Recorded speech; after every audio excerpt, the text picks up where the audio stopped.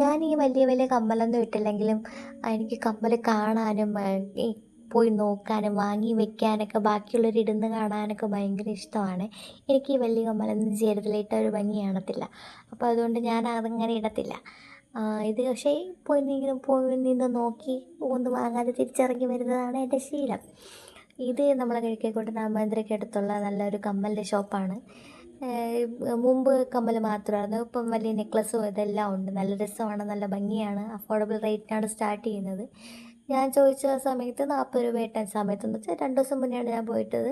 40 രൂപയ്ക്കാണ് സ്റ്റാർട്ട് ചെയ്യുന്നത്. നമ്മളിവിടെ കടയിൽ പോയി 100 രൂപയ്ക്ക് 120 രൂപയ്ക്ക് 80 രൂപയ്ക്ക് 60 രൂപയ്ക്ക് മേടിക്കുന്ന സാധനം അവിടെ നിന്ന് 40 രൂപയ്ക്ക് നമുക്ക് കിട്ടും.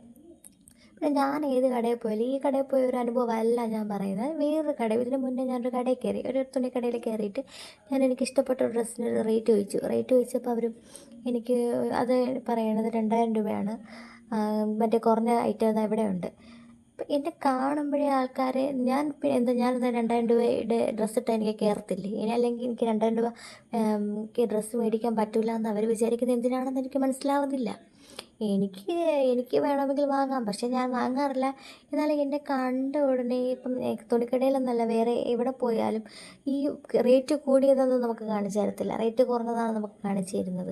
നമുക്ക് പറ്റത്തില്ല എന്ന് അവർ നമ്മുടെ ലുക്ക് കൊണ്ടോ ഡ്രസ്സിങ് സെൻസ് ഉണ്ടോ, ഡ്രസ്സിങ് സെൻസൊക്കെ കുറച്ച് ബാക്കിലോട്ടാണ് ഡ്രസ്സിങ് സെൻസിലൊക്കെ.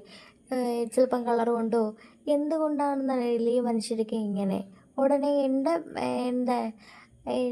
എൻ്റെ ഫിസിക്കൽ അപ്പിയറൻസ് കണ്ടിട്ട്, എൻ്റെ എക്സ്റ്റേണലായിട്ടുള്ളൊരു ലുക്ക് വൈസ് കണ്ടിട്ട് ഉടനെ ആൾക്കാർ ചില ആൾക്കാർ അങ്ങ് ഏറ്റവും കുറഞ്ഞതാണ് എനിക്ക് ആദ്യം വന്ന് കാണിച്ചു തരുന്നത്. എനിക്ക്